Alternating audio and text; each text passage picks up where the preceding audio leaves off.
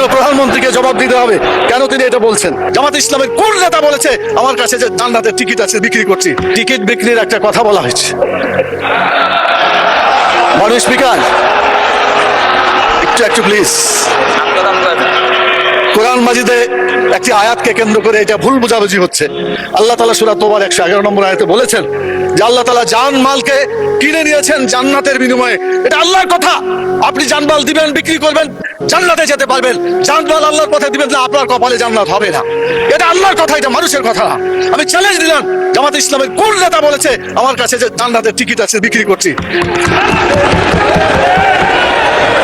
মাননীয় প্রধানমন্ত্রীকে জবাব দিতে হবে কেন তিনি এটা বলছেন। আমাদের ফখরুল ইসলাম সাহেব বলেছিলেন আমরা শরীয়তের আইন বিশ্বাস করি না, পরে অবশ্য আত্মসমর্পণ করে নির্বাচনের আগে বলেছেন শরীয়তের বিরুদ্ধে আমরা কোনো আইন আমরা পাশ করবো না।